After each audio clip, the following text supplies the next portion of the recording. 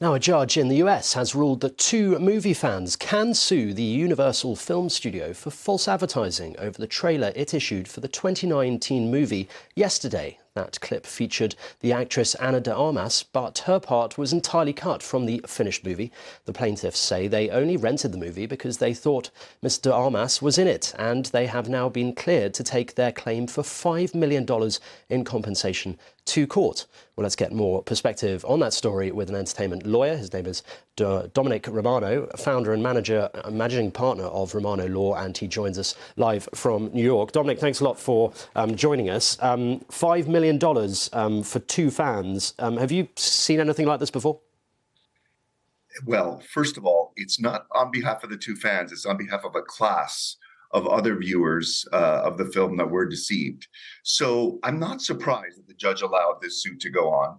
The trailer features the well-known actress who does not appear in the film. And it's understandable that a court would deem that not just these two, but other viewers of the trailer might be misled. And do you think this will therefore have implications for trailers and the industry as a whole in the future? 100%. Now, Universal, the studio, argued that the trailer was an artistic, expressive work. It should be protected free speech under the First Amendment in the United States. But the court ruled it's not. A trailer is a commercial, not only speech, but commercial speech. And there was a likelihood that others might be misled, or at least it was arguable, if an actor is featured in the trailer and then doesn't appear in the film. It's important to note, too, that although $5 million is being claimed on behalf of this class of viewers that were misled, the film itself grossed a reported $154 million at the box office alone, not including streaming and other revenue. So to put it in context, it's not an outrageous amount. Sure, and apologies for being naive, but where does that $5 million go if they're successful with this?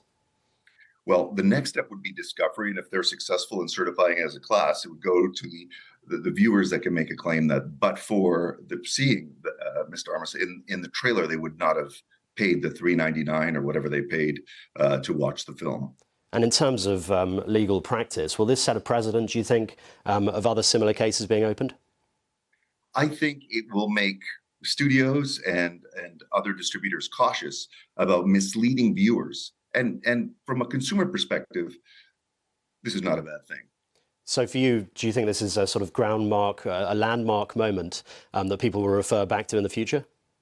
Well, I think it's rare that a trailer will feature an actress or an actor then cut from a film. But I think misleading scenes, the judge also said scenes in a trailer that are misleading as a consumer protection mechanism as more and more people consume streaming media. I think the ruling will have an effect on the way entertainment content is advertised in the future. Domenic Romano, live there for us in New York. Thank you very much indeed. Really interesting case. Thanks for explaining it to us.